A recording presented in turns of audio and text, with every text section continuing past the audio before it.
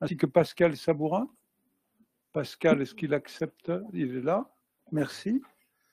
Les membres absents excusés. Eugénie Tête-Noire a donné pouvoir à Madame Nedelec. Gérard Blanchard a donné pouvoir à Madame Séverine Lacoste. Madame Charrier a donné pouvoir à Madame Danielle Carlier. Madame Blais a donné pouvoir à Monsieur Christophe Berthaud. Monsieur Cosset a donné pouvoir à Monsieur Jo Brochet. Madame Jacob a donné pouvoir à Monsieur Dubois. Monsieur Gauvin a donné pouvoir à Monsieur Coupeau. Madame Bordevoman a donné pouvoir à Monsieur Tougeron. C'est bien cela. Avant de donner compte rendu des décisions du maire exercées, ce que je ferai dans quelques minutes, je voulais vous faire part de deux sujets. Le premier sujet, nous serons amenés à faire un conseil municipal exceptionnel le 4 avril.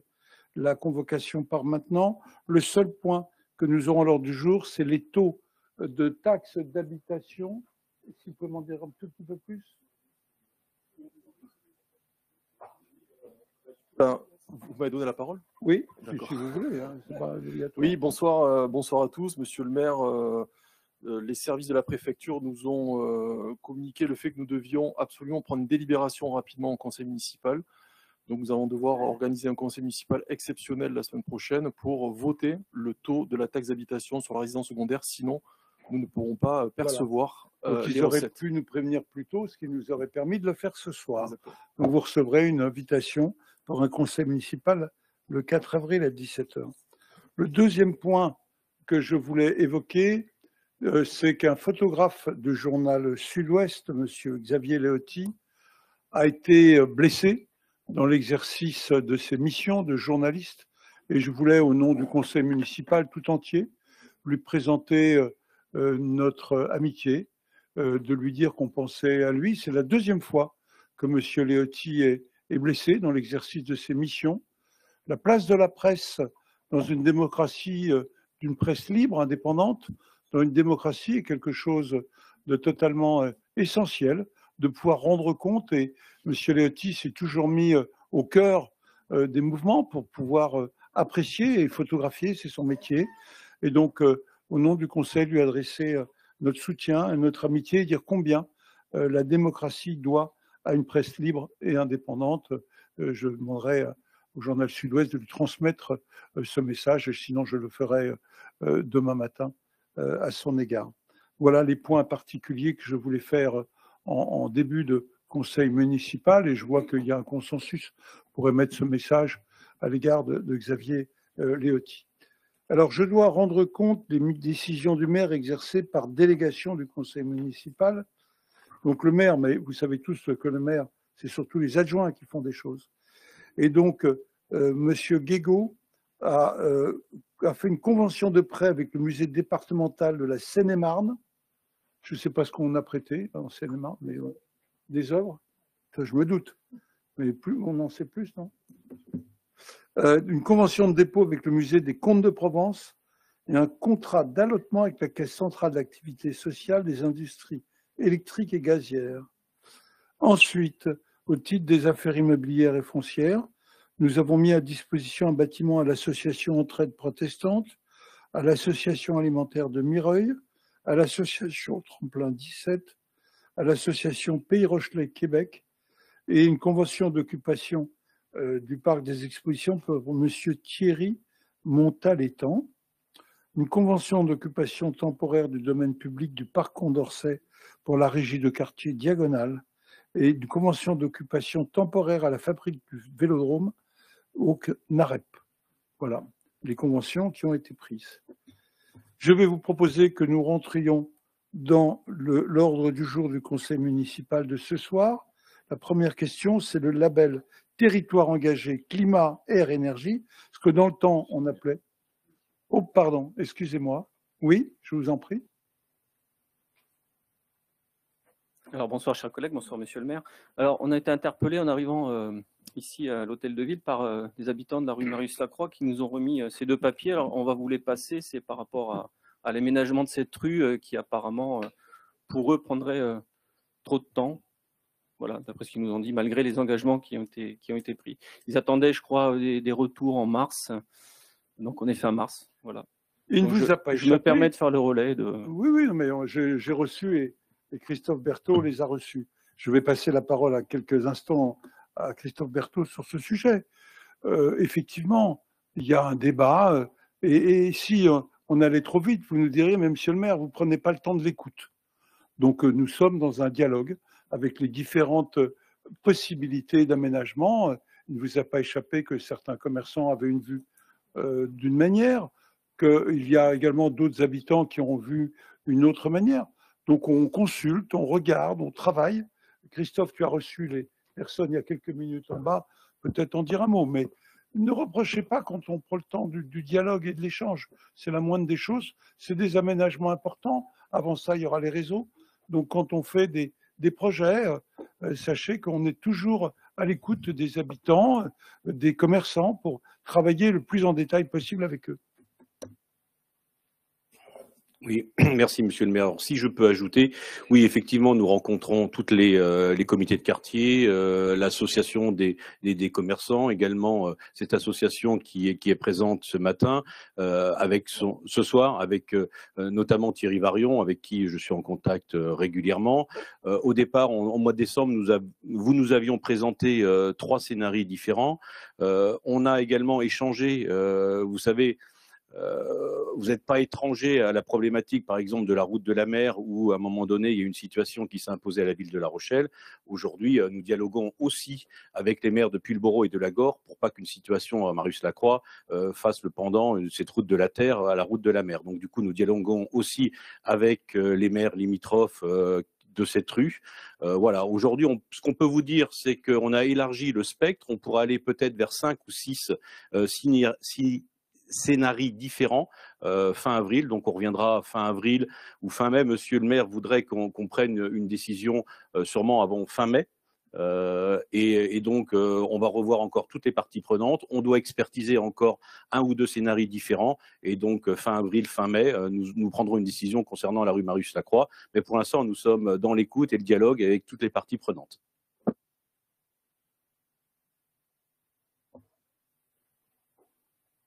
Oui, nous faisons simplement le relais, puis nous précisons effectivement que nous avons assisté à plusieurs moments d'échange justement entre Olivier Prantou, qu'on salue d'ailleurs à ce moment-là, pour tout le travail qu'il a déjà engagé dans la rue Marius-Lacroix. Absolument, mais ce travail a été engagé, comme vous l'avez souligné, depuis longtemps. Et il y a une chose que nous excluons totalement, c'est de ne rien faire. Donc oui, il y aura un projet sur cette rue. Vous connaissez notre engagement sur la place du vélo dans la cité. Vous connaissez aussi les inquiétudes de certains commerçants. Dans ce genre de situation, il faut écouter, travailler, écouter. Il n'y a pas d'autre solution. Et puis, on sera amené à proposer à l'ensemble du conseil municipal et puis bien sûr aux habitants une solution. Plus tôt sera le mieux, mais je vous le dis, je vous le redis, il ne faut pas se laisser impressionner. Il faut prendre le temps pour trouver une solution apaisée et un chemin qui convienne au plus grand nombre, mais qui respecte le cap politique que nous nous sommes donné. C'est la place aux mobilités douces, évidemment. Voilà. Oui, monsieur Soubest. Monsieur le maire, chers collègues, oui, effectivement, c'est des engagements qu'on avait pris sur la rue Marius-Lacroix il y a quelques années. Je crois qu'il faut prendre effectivement le temps de la réflexion parce que les aménagements sont complexes, notamment en parallèle avec la rue de Beauregard et la circulation qu'il peut y avoir sur tout le quartier. Il faut aussi bien se poser la question de tous les aménagements qui vont avoir lieu dans ce quartier, notamment les modifications du PLUI sur le futur hôpital et les annexes qu'il y aurait sur Puyborreau et qui vont générer aussi du trafic. Donc il y a effectivement plein de choses. Mais en fait, c'est sur une autre question, puisqu'on est parti sur la circulation et qu'on n'a pas commencé le conseil municipal. Moi, c'était sur la rue Villeneuve et sur le plan de circulation qui a été annoncé dans le Sud-Ouest il y a quelques jours, je crois, il y a mi-mars. Je n'ai pas trop compris si la rue Villeneuve serait dans l'espace qui serait piéton ou pas. Et les habitants de la rue Villeneuve s'interrogent beaucoup. Je vais être obligé de vous décevoir, je ne vous dirai pas ce soir, parce qu'on a besoin de présenter des projets plus globaux, de voir quelles sont les zones. On va effectivement élargir la zone apaisée, mais là encore, alors cette fois-ci, c'est avec le commerçant du cœur de ville, voir quel est le bon périmètre, les bonnes solutions techniques. On a tout ça à l'esprit, mais dès qu'on veut dialoguer et échanger, tout ça prend du temps, parce que ce n'est pas forcément ceux qui s'expriment les premiers et les plus forts qui ont raison. D'ailleurs, je ne sais pas si quelqu'un a raison. En tout cas, il y a un choix politique à faire, et on va être amené à le faire effectivement avant l'été. Mais je ne peux pas vous répondre ce soir, et je ne vous répondrai pas ce soir sur la rue Villeneuve. Et j'en suis désolé. Voilà. Bah, écoutez, on va rentrer dans la première question de l'ordre du jour. Madame Chantal Vetter, parlez-nous du label territoire engagé climat, air, énergie, dit Citergie dans les temps anciens. Oui, merci Monsieur le maire. Chers collègues, c'est que nous souhaitons aller plus avant dans notre engagement dans la transition écologique. Et c'est pour ça que nous voulons renouveler notre adhésion à la démarche donc territoire engagé transition écologique, label climat, air, énergie. Donc, postulant à une nouvelle labellisation. Alors, ce programme, je rappelle qu'il s'agit d'un programme européen qui est porté au niveau national, au niveau français par l'ADEME, et qui s'appuie sur un référentiel européen. Et au niveau français, il y a 326 collectivités qui sont entrées dans cette démarche, mais à des niveaux divers. Alors, un petit rappel de la démarche, justement, la démarche, c'est une démarche d'amélioration continue qui comporte des engagements forts de la collectivité sur 4 ans, avec des programmes d'action et 5 niveaux de performance, donc de 1 à 5 étoiles. Donc ça, c'est pour montrer une reconnaissance des efforts continus de la ville vers la transition écologique dans tous les domaines d'activité, que ce soit mobilité, énergie, eau, assainissement, communication, organisation, etc. Je rappelle que La Rochelle, on a commencé notre démarche en 2013. On avait obtenu un score de 56,2%, donc c'était notre premier plan d'action. Et on avait demandé le renouvellement de notre label en 2018. Là, on avait obtenu 67,6%, donc 4 étoiles. En 2018, on a eu la CDA qui nous a rejoint dans le processus de labellisation, qui avait obtenu 57,3%. Donc, la question après s'est posée au moment du renouvellement en 2022. Est-ce qu'on part avec la CDA ou seul? Et alors, comme on était plus avancé, puisqu'on avait commencé plus tôt, on se disait que nous, on pouvait espérer le 5 étoiles en restant que sur notre collectivité, alors que si nous partions avec la CDA, on aurait moins de chances d'y arriver. C'est pour ça qu'on a décidé de continuer seul. Alors, notre organisation, on est en mode projet, comité de pilotage, groupe de travail, chef de projet, travail avec les services, transversalité bien sûr, et puis surtout notre conseiller Citergie qui nous accompagne, qui nous conseille, qui interroge, qui nous oriente. 4 étapes. Alors, on a 4 étapes. C'est d'abord, on fait un état des lieux détaillé avec une évaluation qui est réalisée par le conseiller qui accompagne la ville. Ensuite, on définit la politique de la collectivité sur les actions donc énergie-climat pour les 4 ans à venir, avec des objectifs quantifiés. Donc, ce sera de 2023 à 2026 et avec bien sûr après des propositions d'action, les mises en œuvre des actions. Et on demande la labellisation et la reconnaissance du travail avec un audit renouvelé comme ça tous les 4 ans. Et cette instruction de la labellisation, elle est faite par une commission nationale de la labellisation et avec un audit externe de contrôle. Alors, donc on va commencer par l'état des lieux initial, donc à aujourd'hui, le tableau de nos avancées, donc de nos performances depuis 2013, puis 2018 et 2023, donc c'est voir l'évolution de nos performances. Ce qu'on peut dire déjà, c'est qu'on a eu des forces nouvelles, nous, avec depuis le précédent audit, c'est avec La Rochelle Territoire Zéro Carbone.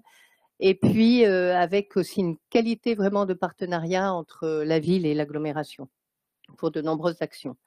Alors, juste par rapport justement à l'augmentation des performances, je vais vous dire quelques mots sur les actions qui ont permis cette augmentation et qui nous permettent de postuler aux 5 étoiles parce qu'on arriverait à un score de plus de 75% qui est le score du 5 étoiles. Donc, pour la planification là, du développement territorial, Donc, on a une augmentation encore de plus de 10% hein, par rapport au dernier audit. Donc, ça, c'est le PLUI hein, qui a été approuvé en 2019 avec des dispositions énergie-climat, la prise en compte de la dimension énergie, climat, mobilité, la prise en compte du confort d'été dans les opérations d'aménagement. On a eu aussi la création de la plateforme rochelaise énergétique en 2021. On a eu la SEM patrimoniale, enfin tout ça pour rénover les bâtiments en cœur de ville.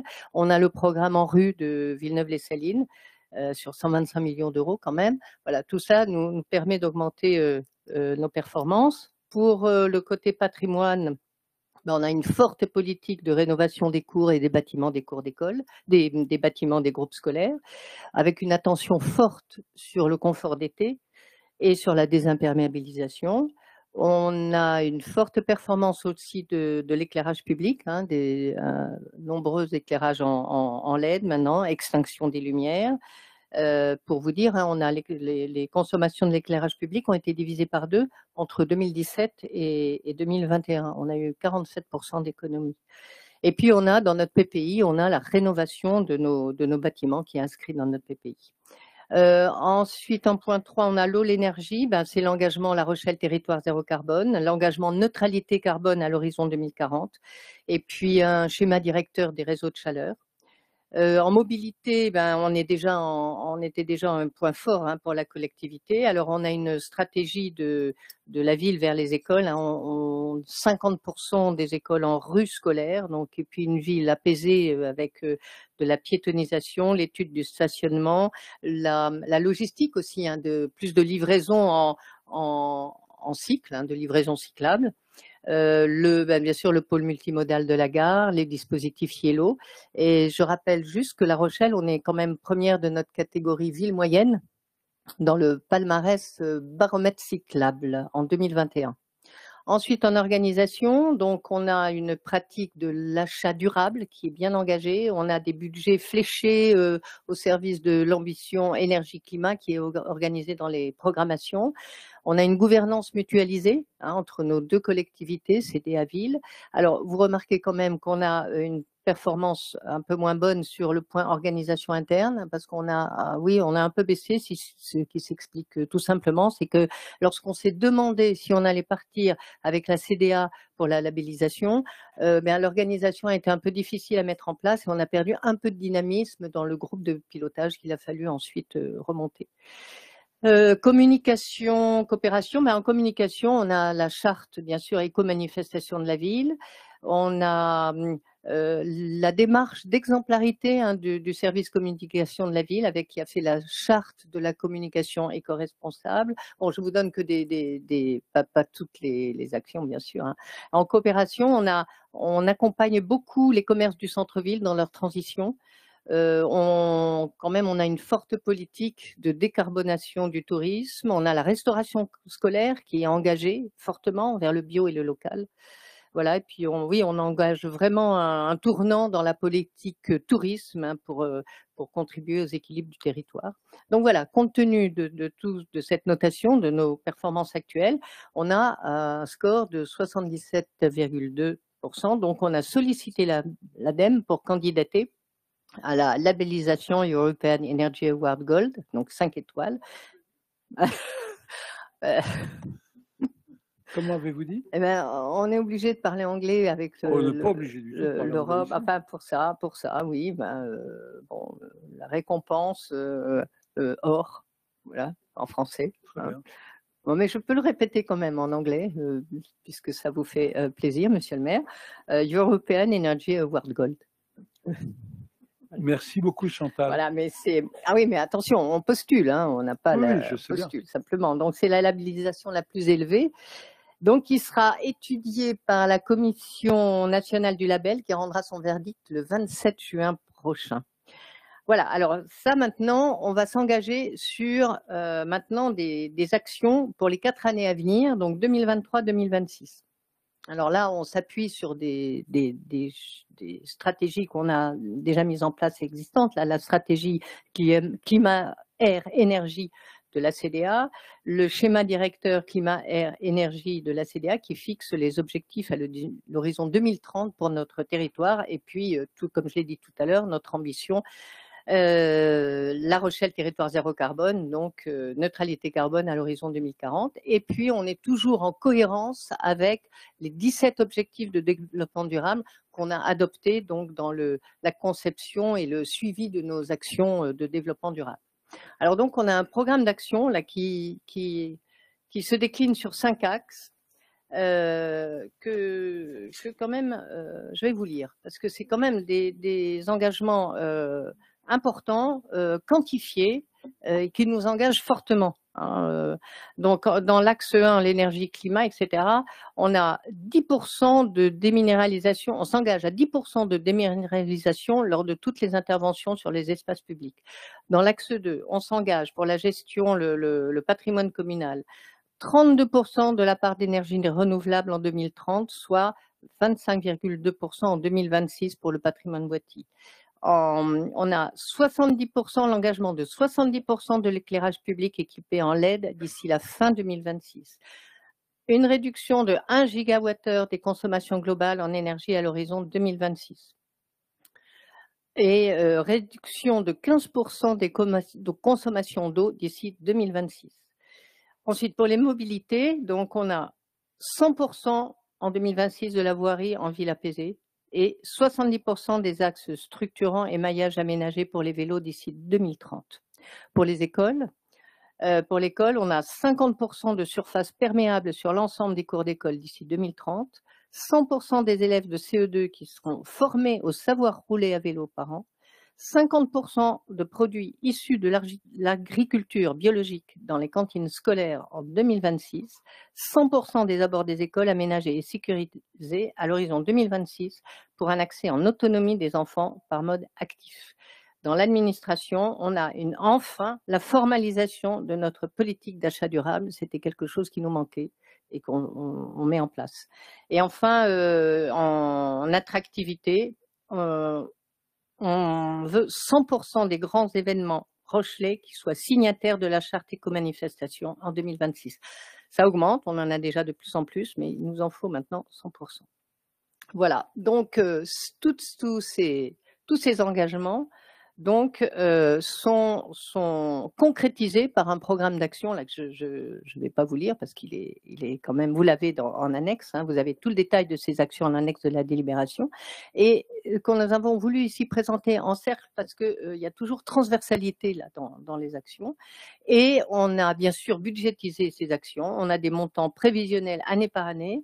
Et là, on a 7 441 000 € pour 2023 qui sont inscrits au BP 2023, avec une très grosse part en investissement. Voilà. Eh bien, comme c'est notre première labellisation, enfin, demande de labellisation en 5 étoiles, un examen doit être examiné par 2 auditeurs, un Français qui est mandaté par l'ADEME et un auditeur européen qui est mandaté par l'association internationale European Energy Award, qui se déroulera donc chez nous, ici dans nos murs, le 10 mai prochain. Voilà. Alors, on sera donc interrogé, audité tout cet après-midi du 10 mai, donc par ces 2 auditeurs. L'auditeur français, je crois, vient de Montpellier et l'auditeur européen vient de Suisse. Et la commission décidera ensuite le 27 juin de l'octroi ou non du label. Et si nous l'avons, nous serions alors dans les 10 premières villes de France à être labellisées au plus haut niveau, grâce à, je dis bien grâce à nos engagements continus. Et là, je tiens à remercier vraiment tous mes collègues, tous les services qui s'engagent dans ces actions qui sont exigeantes, ambitieuses, mais qui contribuent vraiment à la réalisation de nos ambitions pour réussir notre transition écologique. Voilà, et c'est pour ça, chers collègues, qui vous est demandé d'approuver la stratégie climat et énergie de la ville, d'approuver les 13 engagements, le programme d'action associé et de confirmer la demande d'examen de notre candidature à la labellisation par la Commission nationale de juin 2023 et d'autoriser Monsieur le maire ou son représentant à signer tous les documents afférents à cette démarche. Voilà, merci. Merci beaucoup Chantal pour cette présentation très très complète. L'intérêt énorme de ce travail, c'est d'objectiver, parce qu'aujourd'hui, tout le monde dit je fais des efforts. Là, on a un outil de mesure extrêmement intéressant. Ce que je vois sur la carte, c'est que nous serions les premiers. Ah ben non, il y a Bordeaux quand même, qui est bien placé aussi. Hein, voilà. Mais on serait dans les meilleurs de Nouvelle-Aquitaine avec nos amis bordelais. Donc voilà, c'est un challenge. Puis ça permet de mesurer, quoi, de se dire, voilà, exactement où nous en sommes. Ça a des conséquences sur nos finances, parce que ça nous permet de moins consommer d'énergie, bien évidemment. Et puis, c'est un label 5 étoiles. Merci beaucoup, Chantal. Est-ce qu'il y a des observations? Je vous en prie.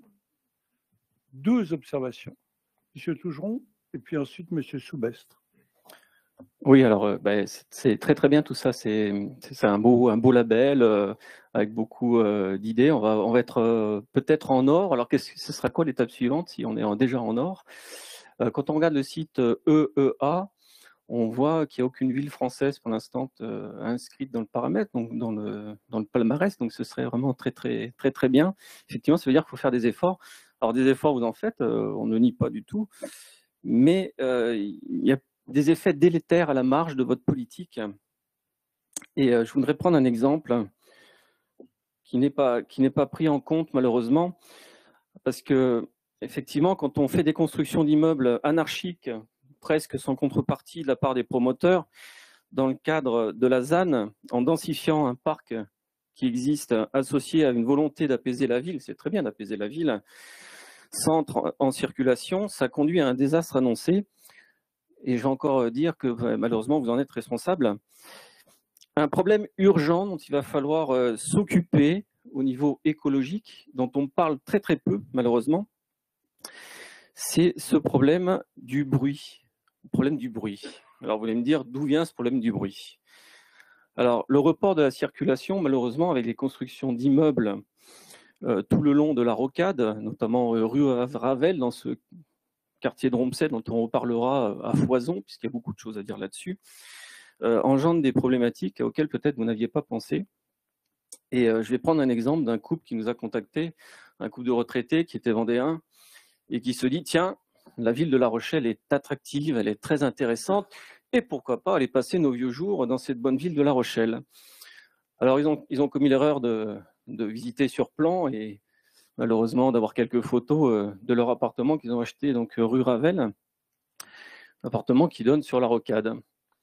Les arbres qui étaient en face ont malheureusement été coupés, une fois de plus, j'oserais dire. Et ces personnes, dans ce petit appartement dans lequel ils ont investi tout leur argent, il ne reste plus rien, hein, ils ont mis 250 000 €, eh ben, ils ont été obligés de fermer les fenêtres. Ils ont été obligés de s'équiper d'une climatisation, parce qu'avec un certain âge, on souffre plus de la chaleur. Ça ne vous a pas échappé qu'il a fait très chaud l'été dernier. Obligés de fermer les fenêtres parce que la rocade fait un bruit énorme sur leur appartement. Alors j'imagine qu'il y a bien d'autres personnes qui sont concernées, même s'il y a beaucoup de Airbnb également qui sont là. Il y a des habitants qui restent à l'année et donc qui sont concernés constamment par ce bruit de rocade. Ils ont mesuré, ils ont fait des mesures, alors ce serait peut-être à vérifier évidemment, mais on est en moyenne à 63 décibels et à des pointes à 90 décibels, selon eux. Et ils nous ont montré des mesures, on a pris des photos, on peut fournir les documents si vous avez besoin. Alors quand on a dit ça, effectivement, on peut demander un label, un nouveau label, afficher beaucoup de choses, et vous faites beaucoup de choses, on ne le nie pas. On l'obtiendra peut-être ce label d'ailleurs, ce serait bien pour la ville. Mais la question là, elle est très simple. Qui doit construire un mur pour protéger ces habitations qui ont été faites après la construction de la rocade? Et après renseignement, je vais peut-être vous permettre me permettre de donner la réponse avant que vous n'interveniez. D'après nos informations, d'après ce qu'on a regardé partout, c'est la mairie qui est responsable de la construction d'une protection, même si cette route ne dépend pas de la ville, évidemment. Je vous remercie. Merci. Je n'ai pas tout compris de votre propos, que j'ai trouvé un petit peu décousu, hein. Mais sur la question précise, il y a effectivement des protections phoniques sur la rocade qui ont été faites, et peut-être faut-il en faire un petit peu plus.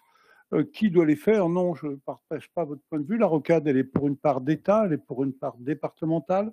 Donc on va examiner, c'est un sujet qu'on regarde parce qu'il n'est pas d'aujourd'hui.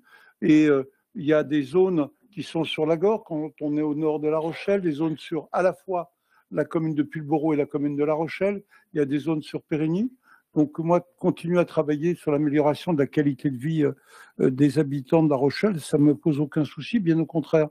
Il y a aussi une démarche sur laquelle réfléchit beaucoup notre collègue le maire de Lagore, Antoine Gros. Il porte un projet de réduire la vitesse sur la rocade. Alors ça risque d'être un peu controversé, mais personnellement, je suis plutôt favorable. Si on la descendait à 70 km/h, il y aurait un gain environnemental sur les consommations et puis un gain de bruit également.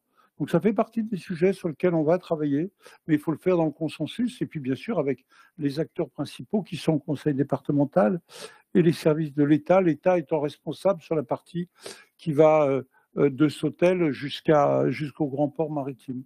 Sur le reste, je n'ai pas tout compris de votre propos, vous m'en excuserez, mais ce qui est vrai, ce que vous dites avec à juste titre, c'est que beaucoup de gens viennent à La Rochelle. Et ce qui est l'élément le plus attractif de La Rochelle, on ne fait aucune campagne de communication, c'est ceux qui ont choisi de venir.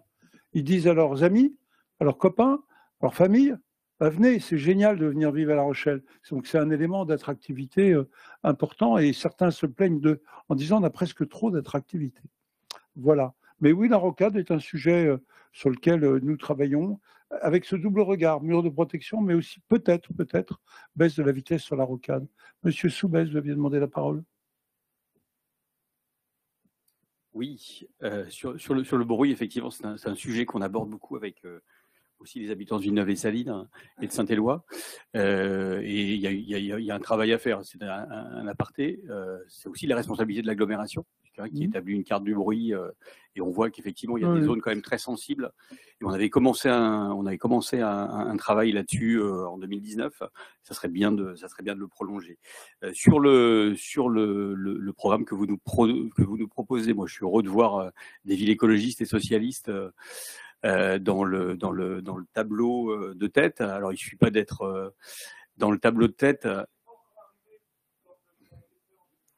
Grenoble, je pense, si vous vous trompez, monsieur le maire.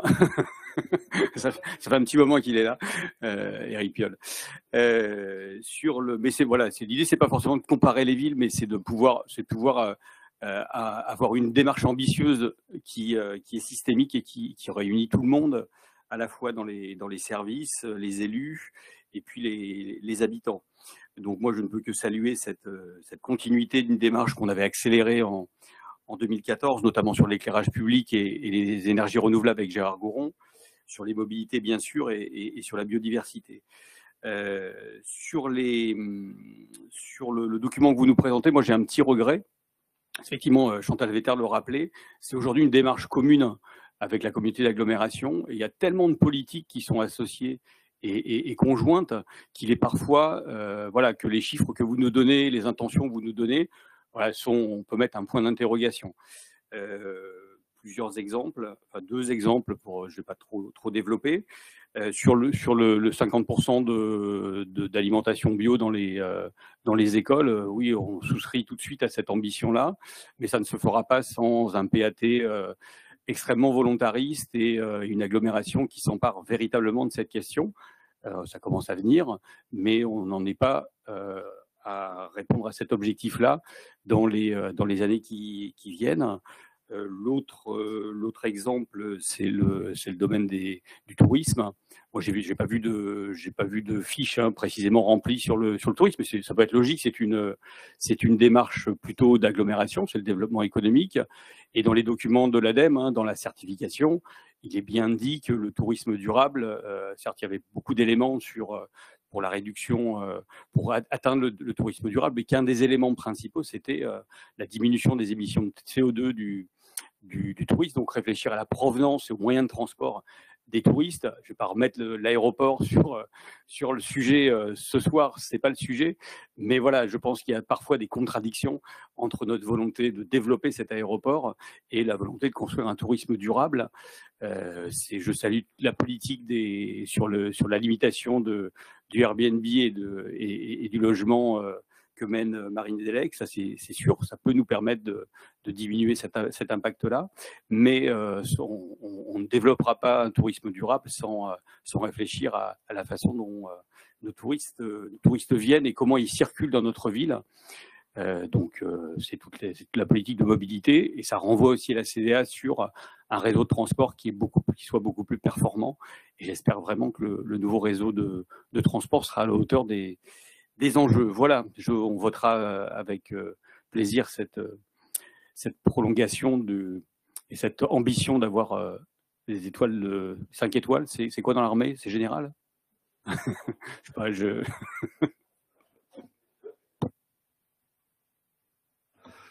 Bon, bah écoutez, oui, je vous en prie, il y a 2 interventions. Aya Kofi. Bonjour à tous. J'irai un peu dans le sens de Jean-Marc Soubès en ce qui concerne l'alimentation biologique dans nos cantines. 2 petites questions.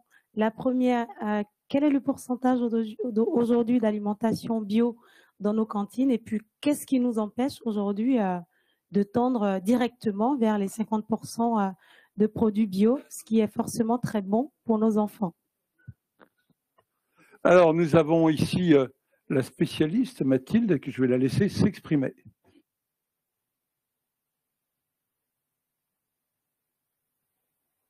Bonjour, bonjour à tous. Merci Jean-Marc pour tes encouragements sur le projet alimentaire de territoire qui effectivement avance bien et qui justement va nous aider à faire en sorte qu'il y ait l'offre nécessaire pour alimenter en bio notamment la cantine de La Rochelle, mais bien plus largement en fait, puisque le projet alimentaire de territoire, il est sur un territoire plus large. Donc, on pourrait très bien être à 100% de bio. Il suffirait qu'on achète tout sur un marché de gros bio, mais je pense que c'est pas non plus ce qu'on a envie de faire en fait. On a vraiment envie de tricoter tout ça pour que ce soit à la fois local et bio, ou au plus proche et bio. Et donc, c'est pour ça que ça fait partie du projet alimentaire de territoire. Comment, par l'achat public, on arrive à transformer les champs et comment, avec l'aide des agriculteurs qui sont déjà en place, on va vers de l'achat public pour nos écoles ou nos EHPAD d'ailleurs. Il n'y a pas de raison qu'on s'arrête là. Aujourd'hui, on est entre 22, 25, ça dépend des mois, de % de bio. On est à 50% en labellisé, local, etc. Donc, l'idée, c'est toujours d'aller vers plus, jusqu'à 50%, mais pas à n'importe quel prix, en fait. Et quand je parle de prix, je ne parle pas que de prix économique, même si, évidemment, il y a un enjeu là-dessus, puisque vous savez que les prix ont largement augmenté. Sur la restauration collective, on a une inflation de 16%, ça peut monter jusqu'à 40% sur certains produits. Donc, il y a aussi des choses qu'on essaye de faire dans la composition des menus, notamment de végétaliser plus l'assiette pour justement avoir travaillé sur des légumineuses, des choses qui sont produites ici, qui sont produites en bio et qui aident dans la rotation des cultures. Voilà, tout ça, en fait, est à la fois simple et très complexe et très technique, en fait, sur l'approvisionnement. Mais on travaille évidemment sur tous ces sujets-là, mais en rapport avec notre territoire. Voilà. Merci beaucoup. Il y avait une autre intervention. Oui, Chantal, vous vouliez compléter? Oui, moi, c'était juste sur ce qu'avait dit Jean-Marc Soubest par rapport à l'apport de la CDA dans notre notation. Il a parfaitement raison. On a beaucoup d'actions mutualisées avec la CDA. Ça nous permet, nous, effectivement, d'être plus performants dans nos actions. J'ai d'ailleurs souhaité, je crois, dans ma présentation, souligner vraiment la qualité de notre coopération avec la CDA. On a une coopération vraiment plus qu'intéressante. On marche ensemble. Alors, effectivement, pour notre labellisation, ça nous profite. Mais ensuite, pour la labellisation de la CDA, nos actions leur profitera aussi, bien sûr. Merci beaucoup. Vous souhaitiez intervenir également? Voilà, juste pour conclure, moi je vous invite à vérifier parce que quand il y a une rocade qui est préexistante à des immeubles qui sont construits après, c'est bien la commune, et donc la commune de La Rochelle, qui est responsable de la protection sonore. Alors, au-delà de ça, je vais reprendre un point aussi qui me semble intéressant à soulever, c'était sur l'engagement 13 qui indique que 100% des grands événements Rochelais signataires de la charte des éco-manifestations en 2026, c'est un bel objectif. Et on se pose la question, pourquoi attendre, précéder la date butoir pour, par exemple, annuler la cavalcade, au prétexte qu'elle n'est pas éco-citoyenne? C'est une question. Je crois que vous posez la question et vous donnez la réponse.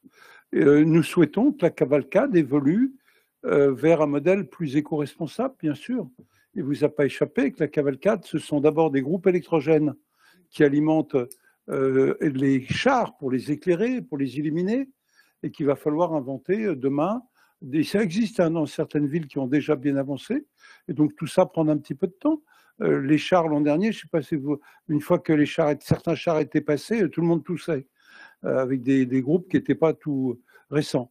Donc oui, il faut faire évoluer le concept. Vous noterez que, par exemple, dans quelques jours, ça va être le carnaval des enfants, et qui, sur le plan environnemental, est très, très, très en avance. Donc voilà, ça prend un peu de temps. On ne peut pas demander aux gens de changer comme ça en 2 minutes. Il y a des habitudes, il y a des matériels. Donc tout ça doit évoluer, oui.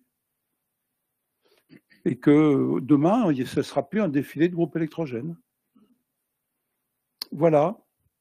Merci. Oui, je vous en prie. Merci. Une question, enfin, pour Chantal Vetter. Vous allez changer 70% du parc d'éclairage public. Pour aller plus loin, certaines villes mettent des détecteurs de passage sur les réverbères. Est-ce qu'il est envisagé ou envisageable de le faire?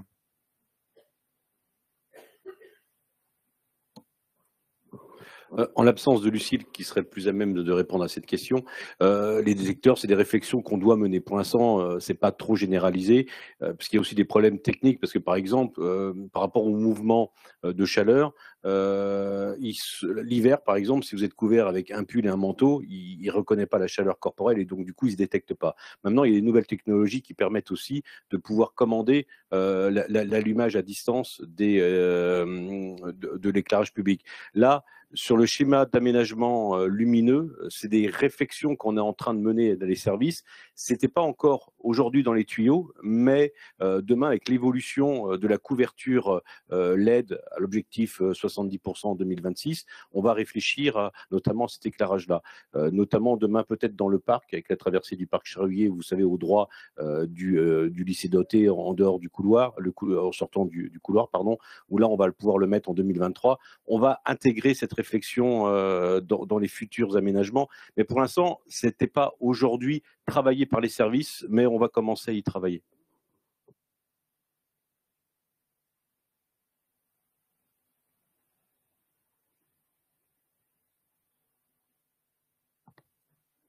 Je me permets d'insister un peu sur la part du bio dans nos cantines scolaires.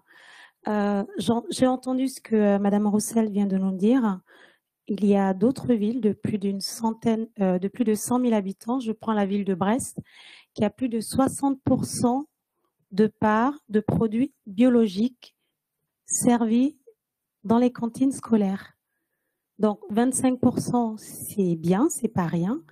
Si aujourd'hui on peut tendre très rapidement vers les 50%, ce n'est que c'est une bonne chose pour nos enfants. J'insiste encore, parce que malheureusement, nombreux sont les enfants qui n'ont pas forcément des repas équilibrés chez eux et qui n'ont pas accès au bio. Mathilde avait un petit peu répondu en avance à votre question en évoquant la dimension. Je ne sais pas, à Brest, ils font sûrement les choses très bien. Pour autant, j'aimerais avoir le sourcing de leurs produits parce qu'il ne suffit pas que ce soit juste labellisé bio. Pour moi, il y a vraiment quelque chose derrière ça. Si tout le bio est acheté en Espagne, par exemple, ou à l'étranger, c'est peut-être pas non plus une bonne solution. C'est pour ça que j'insiste sur la question du sourcing, sur lequel on met vraiment beaucoup de moyens en place là aujourd'hui. Je voulais juste signaler quelque chose par rapport au bruit. C'est que effectivement la question de la 4 voies et tous ces sujets sur le bruit et la santé font partie des sujets qui sont abordés au sein du contrat local de santé qui est mené par Marc Meunier en ce moment à l'échelle de l'Agglo. Voilà.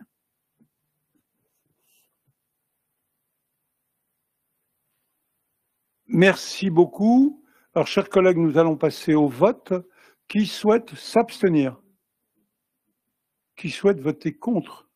Donc, la délibération est donc adoptée. Merci beaucoup, Chantal. Vous allez garder la main, Chantal, pour un sujet de nature différente, mais qui reste un sujet très important sur les questions environnementales. Oui, merci, monsieur le maire. C'est dans le cadre de la loi climat et résilience. Donc, c'est une loi qui vise à lutter contre le dérèglement climatique. Donc, les communes sont maintenant invitées par l'État à s'inscrire sur une liste pour bénéficier d'outils d'aménagement foncier dans des secteurs qui sont soumis à l'érosion du trait de côte.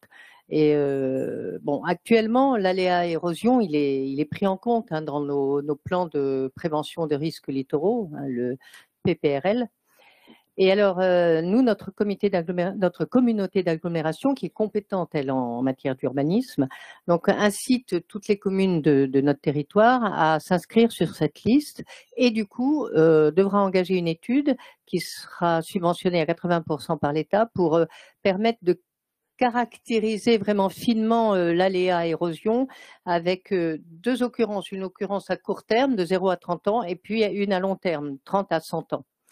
Alors, donc, actuellement, bon, cette connaissance de l'aléa et la maîtrise des projets, elle est faite au travers du PPRL, c'est applicable dans chaque commune littorale, bien sûr, mais l'étude menée par la CDA donc, sera ensuite intégrée au PLUI et les PPRL seront modifiés pour conserver uniquement le risque de submersion marine.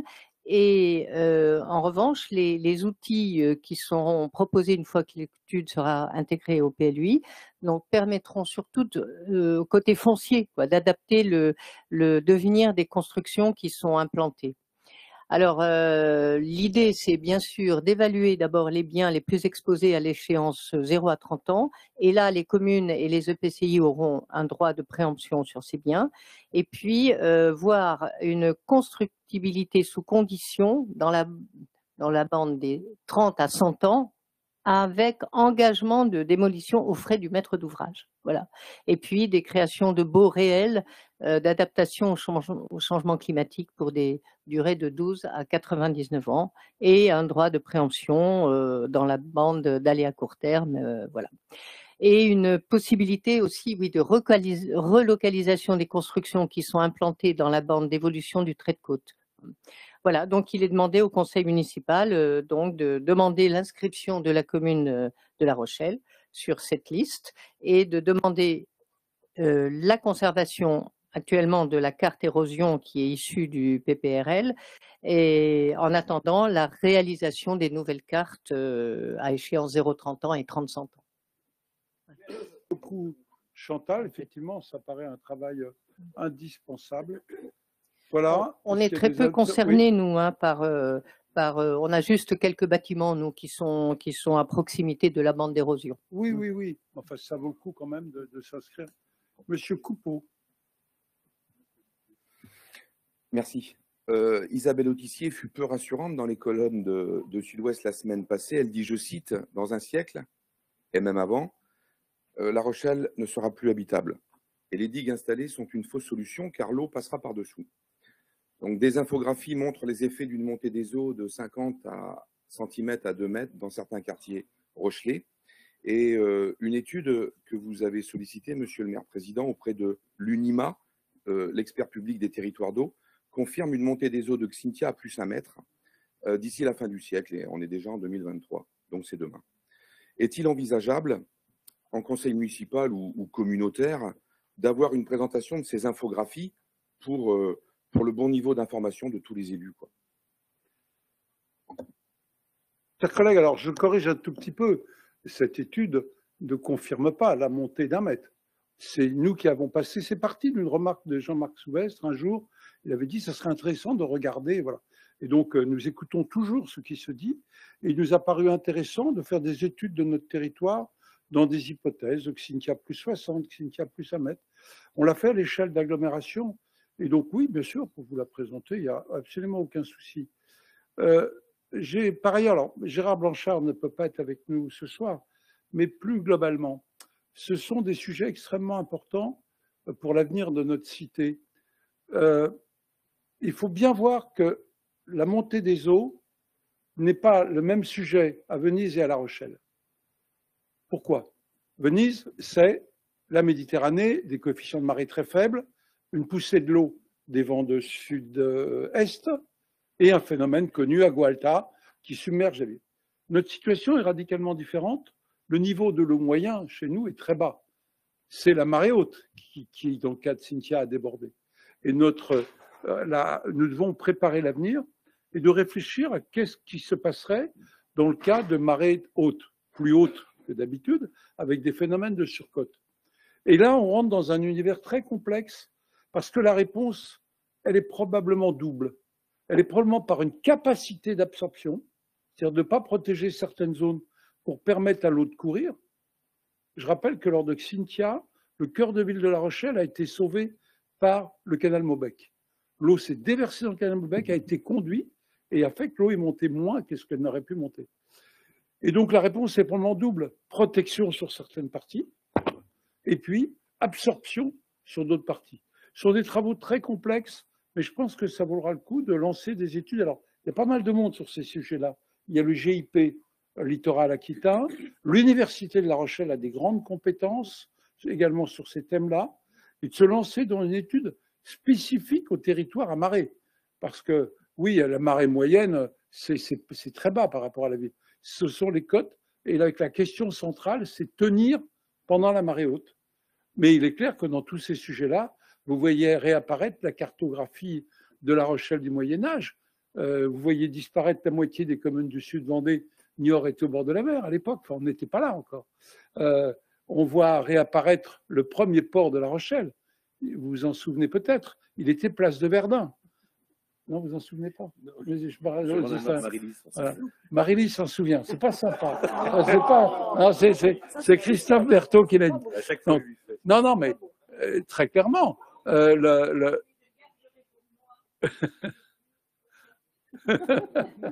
et donc, oui, ces sujets sont extrêmement importants. Isabelle a eu le mérite, entre guillemets, d'émettre le message. Maintenant, il faut faire un travail de fond. Parce que je pense que La Rochelle continuera à être habitable, mais il y a des conditions d'abord de lutter sur l'origine, même si à notre simple échelle, ce n'est probablement pas suffisant, mais de voir comment on adaptera la ville à tout cela.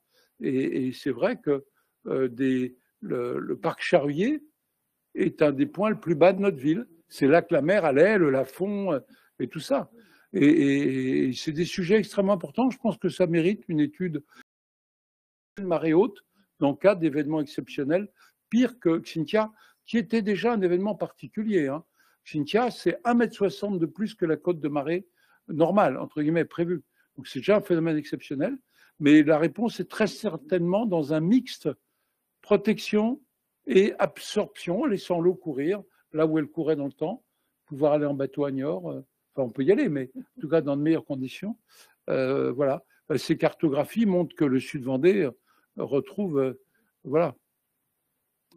Oui, Jean-Marc. On va peut-être pas tout développer ce soir parce que c'est un sujet long. C'est un sujet passionnant, mais je rejoins la demande de Franck Coupeau parce que au-delà effectivement de La Rochelle, je pense qu'effectivement une grande partie de la ville ne restera habitable. Par contre, comment y habiter quand une partie de notre territoire alentour sera submergée?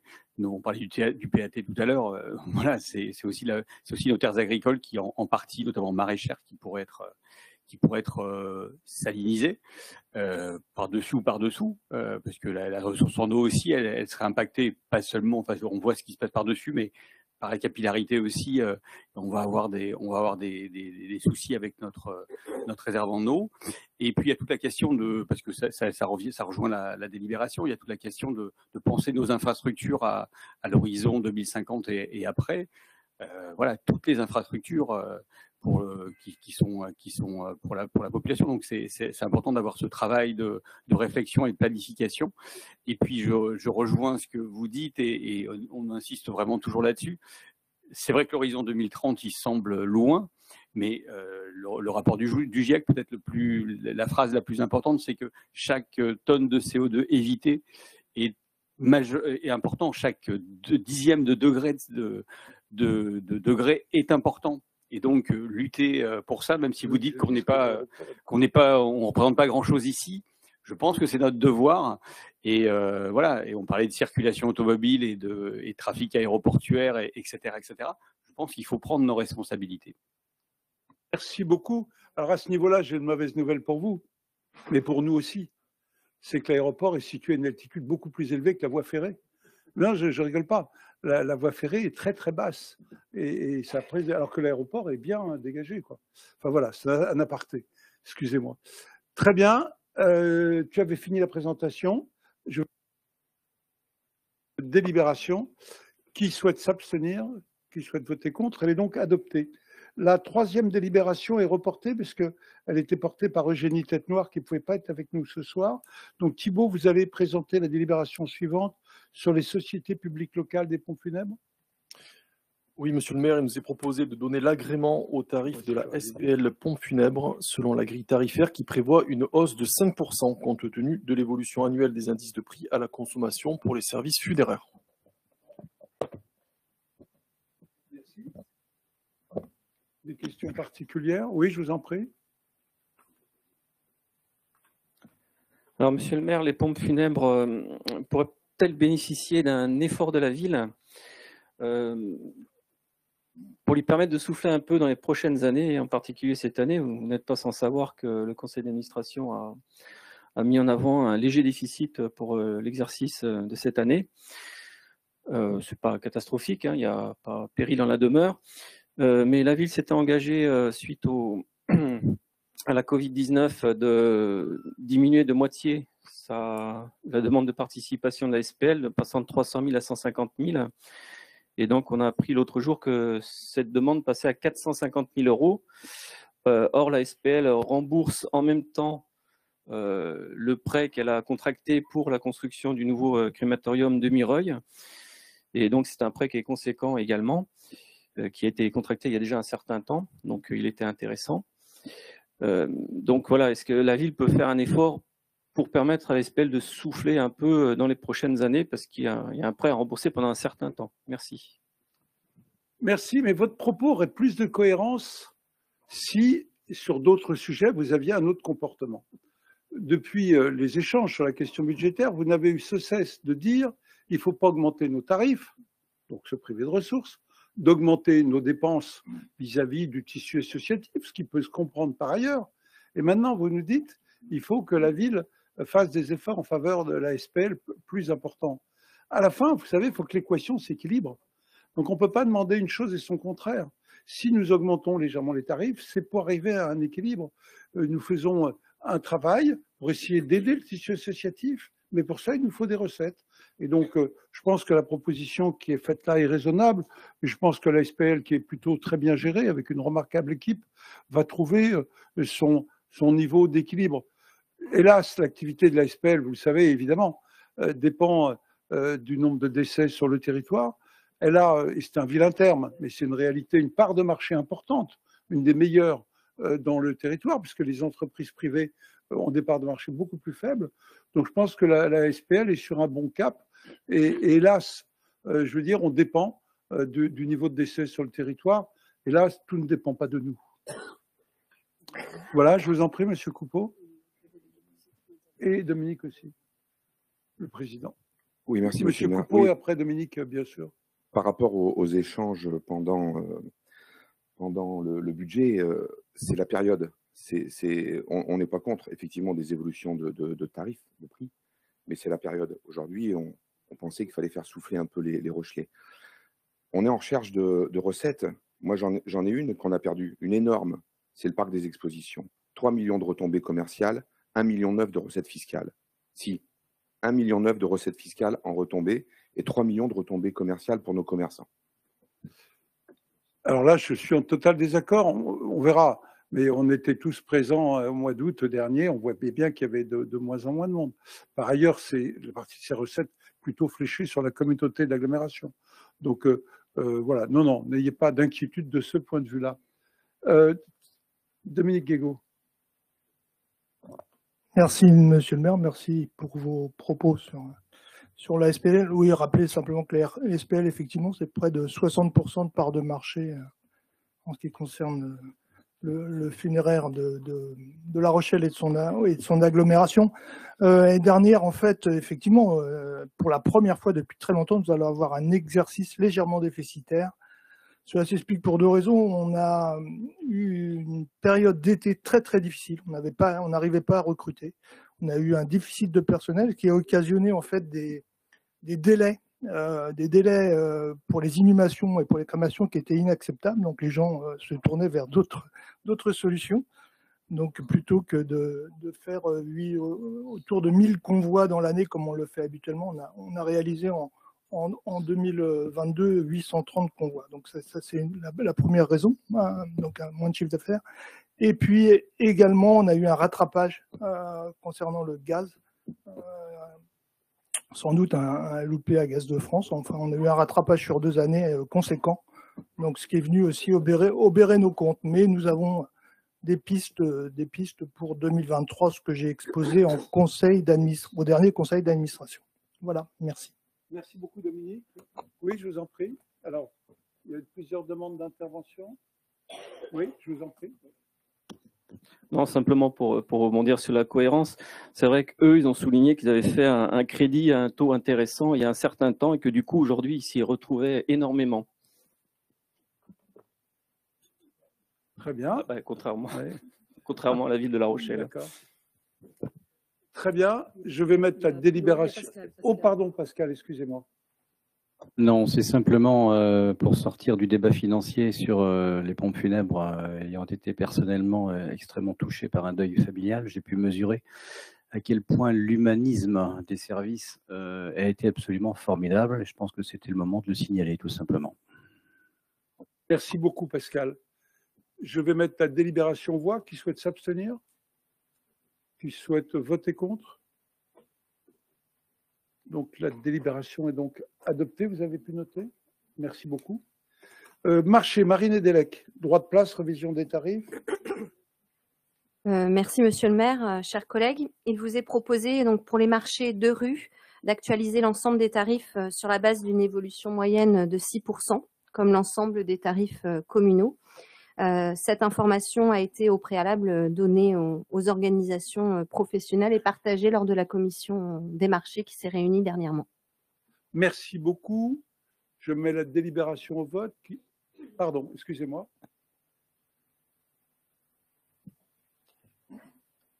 Alors,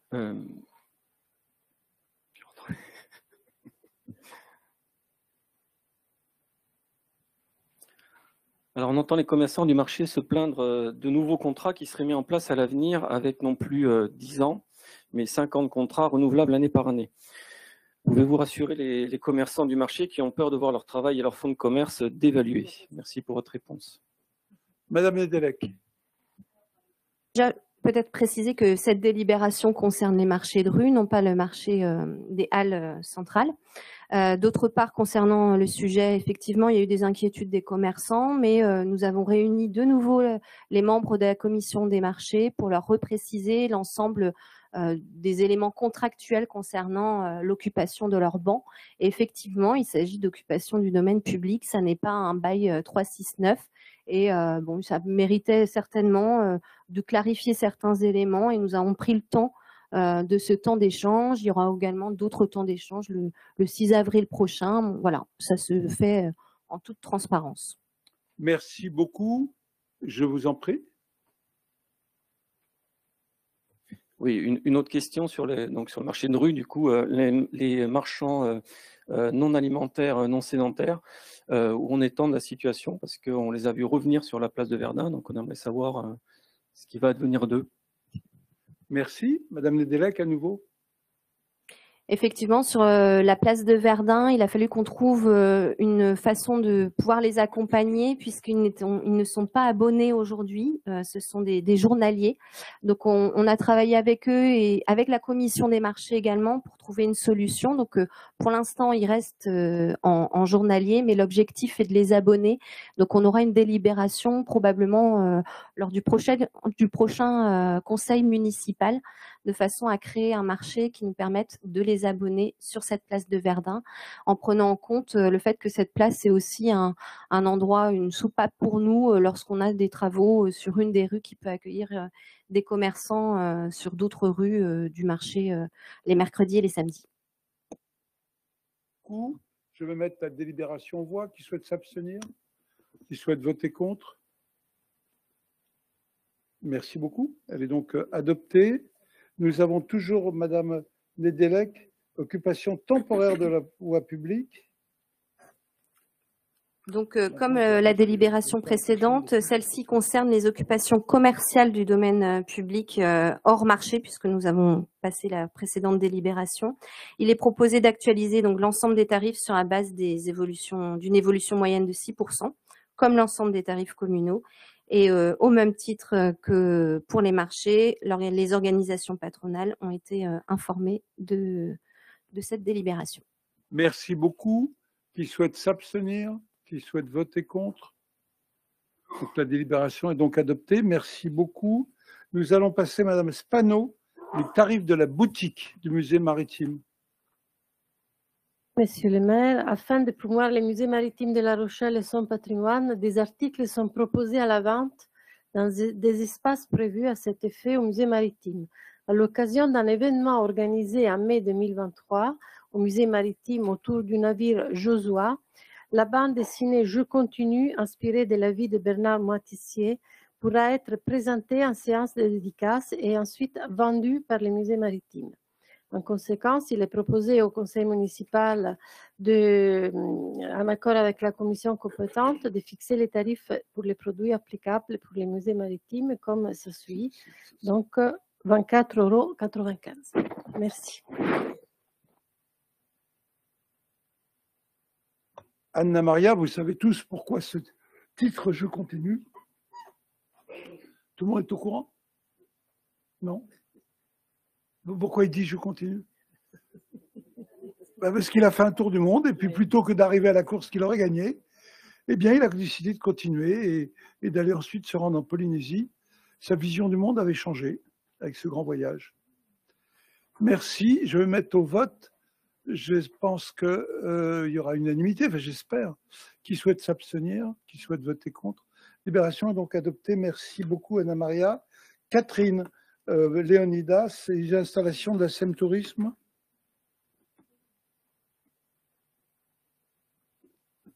Ça ne vient pas. Je suis patiente. Voilà. Merci, monsieur le maire. Donc, c'est l'utilisation des installations de la SEM La Rochelle Tourisme Événements. Nous avons eu 2 demandes, une concernant l'association Terre et Lettres pour son 13e festival Terre et Lettres qui se déroulera les 13 et 14 mai. Il est proposé une subvention de 1 910 €. Je rappelle que le montant est différent de l'année précédente parce qu'il y a moins d'utilisation de cet espace. Et puis, nous avons eu une nouvelle demande de l'association départementale pour l'éducation et l'insertion 17, la DEI 17, et spécifiquement la maison d'enfants à caractère social Jean Eudes. Et c'est pour une soirée débat zone d'expression libre le 30 avril 2023. Et je soulignais la qualité de ces soirées débats avec des jeunes de nos quartiers. Il est proposé une subvention de 1 313 €. Bien. Qui souhaite s'abstenir? Vous vous abstenez? Oui, vous ne prenez pas part au vote? Voilà. Vous avez noté? C'est noté. Qui souhaite voter contre? C'est donc adopté. Je vous remercie. Madame Catherine Benguigui, vous avez... D'abord, je voulais vous féliciter pour la nomination dont vous avez fait l'objet. Vous allez nous préciser de quelle structure il s'agit, mais vous avez été nommé au plan national pour une responsabilité importante. Donc, je voulais, au nom de mes collègues, vous en féliciter. Et puis après, vous porterez la délibération. Merci, monsieur le maire, chers collègues. Oui, j'ai été nommée par la ministre de la Culture au conseil d'administration du Centre national de la musique. Le Centre national de la musique, c'est le grand établissement public qui gère la filière musicale en France. Voilà. Donc, je suis très contente. C'est beaucoup de travail, mais les enjeux sont très importants et je représente les collectivités territoriales Voilà. Oui. Et si. Donc voilà, je suis très contente, effectivement. Donc cette délibération, c'est la première délibération concernant l'attribution de subventions au niveau culturel. Je voulais vous dire déjà qu'on a pris la décision qu'on n'aurait pas plus de 3 délibérations cette année. D'habitude, on en avait plus que ça, 4 ou 5 dans l'année, mais on souhaitait avoir plus de lisibilité, donc avoir moins de délibérations. Donc, on n'en aura que 3 plus complètes. Ensuite, on concentrera les décisions de mars à juin sur 4 mois, alors qu'avant, les décisions étaient concentrées sur 8 mois, de façon à ce que ce soit mieux pour les associations. Et pour les subventions de fonctionnement, les décisions sur les montants intégraux et définitifs avec des versements échelonnés, c'est-à-dire qu'on ne va pas décider qu'on va donner que 70%, on va faire la délibération sur l'ensemble de la subvention et les montants seront échelonnés en fonction des renseignements que l'on pourra avoir, en particulier au niveau des comptes. Voilà. Seuls les soutiens exceptionnels ou en équipement pourront donner lieu à un deuxième passage pour une association en conseil municipal, pour que ce soit plus lisible et plus d'efficacité. Nous avons aujourd'hui 15 bénéficiaires. La plupart des montants reconduits, notamment quand il existe une convention. La convention pluriannuelle d'objectifs avec les Francopholies et le CNAREP, des conventions financières annuelles avec Cristal Productions, le Centre chorégraphique national et le Festival du film. Des conventions pluriannuelles d'objectifs sont prévues pour Cristal. Il y aura une autre délibération tout à l'heure pour le CCN et pour le FEMA. Pour les Francopholies, pour l'instant, on a une convention. Vous vous rappelez, l'année dernière, on avait fait une convention pluriannuelle avec les Francopholies. On a déjà réuni l'ensemble des financeurs pour une réunion. Et en fait, on a bien fait, puisqu'on vient d'avoir le rapport de la Chambre régionale des comptes qui sera présenté un petit peu plus tard parce qu'il faut attendre qu'il y ait des réponses, etc. Mais en fait, à l'issue de ce contrôle de la Cour régionale des comptes, il a été proposé qu'il y ait une convention pluriannuelle avec tous les partenaires pour les Francopholies. Donc, on a bien avancé. D'ailleurs, je peux vous dire que par rapport à ce rapport d'observation définitive relative au contrôle des comptes et de la gestion de la SAS Francophonie, que nous vous présenterons, on peut d'ores et déjà vous dire que c'est un bon rapport et que le modèle n'est absolument pas mis en cause par rapport au modèle économique du festival. Il sera présenté sans doute avant l'été. Nous avons également des montants ajustés à la hausse en lien avec l'activité.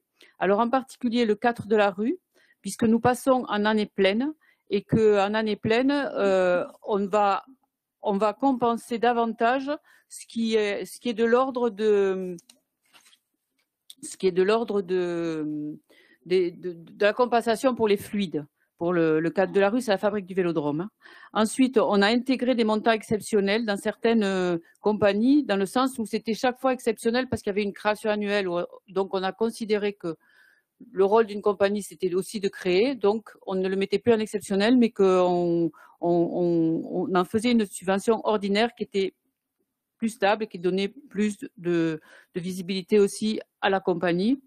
Ensuite, on a un petit peu augmenté l'atelier Bletterie en intégrant une part de la subvention exceptionnelle dans leur subvention ordinaire. Et à Terre et Lettres, on a augmenté un petit peu la subvention de Terre et Lettres. On est passé de 2 600 à 3 000 euros.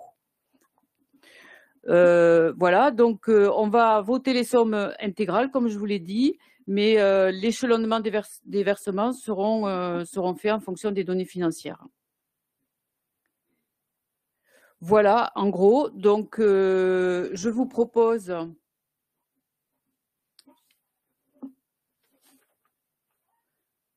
considérant qu'un crédit est ouvert pour l'attribution de subventions et considérant les demandes de subventions déposées, qu'il est proposé, et l'intérêt général évidemment, il est proposé au conseil municipal, en accord avec la commission compétente, d'attribuer ces subventions-là et d'autoriser la signature des conventions pour la Skix Cristal Productions, le Centre chorégraphique national de La Rochelle, le Festival La Rochelle Cinéma et l'avenant à la convention avec le Centre socioculturel de Pertuis, s'y annexé. Vous avez l'ensemble des propositions qui sont dans la délibération. Avant de voter, peut-être avez-vous des questions à poser? Je vous en prie. Tout d'abord, avant Tout d'abord, avant de poser ma question, toute l'équipe du Renouveau vous félicite, Madame Béguilly, pour cette nomination. C'est une belle reconnaissance. Merci. Bravo. On a bien compris que pour certains grands acteurs, on est sur une convention pluriannuelle, mais je vais renouveler ma demande. Nous souhaiterions vraiment que pour les prochaines délibérations, qu'on puisse dissocier les grands acteurs des petits. Aujourd'hui, on n'a aucun problème à voter l'ensemble des subventions, c'est ce que nous allons faire tout à l'heure, mais on ne peut pas avoir des acteurs à 500 € et d'autres à 150 ou 400 000 €. On voudrait pas mettre, on voudrait protéger ces petites associations si demain nous n'étions pas en phase avec une subvention d'un grand acteur, voilà. Donc, ce que vous souhaitez, c'est que chaque grand acteur qui a une subvention, disons, au-dessus de 50 000 € fasse l'objet d'une délibération particulière, ou que tous les grands acteurs soient sur la même délibération? C'est-à-dire que tous ceux qui auraient 100 000 ou plus de 100 000 aient une délibération spécifique. Par exemple, le CCN, une délibération spécifique. Les Franco, une délibération spécifique. Ou tout ensemble. Pour chacun. Ok. Il n'y a pas de souci là-dessus. On voudrait pas porter tort à des petites associations si un jour on n'était pas en phase avec un grand, j'arriverai pas à le dire, un grand acteur. Voilà. D'accord. D'accord. Il n'y a pas de problème. Merci beaucoup. On pourra faire ça. Ça va nous demander juste un petit peu plus de délibération, mais je ne suis pas opposée.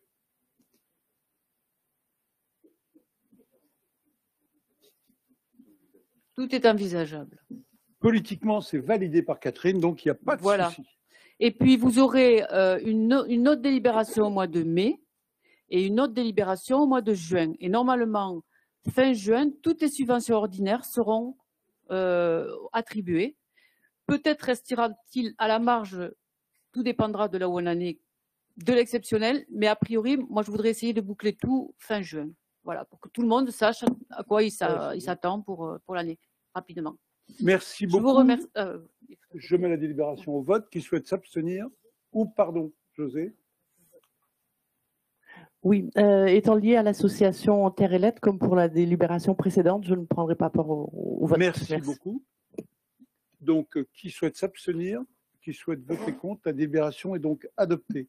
Vous avez une autre délibération maintenant?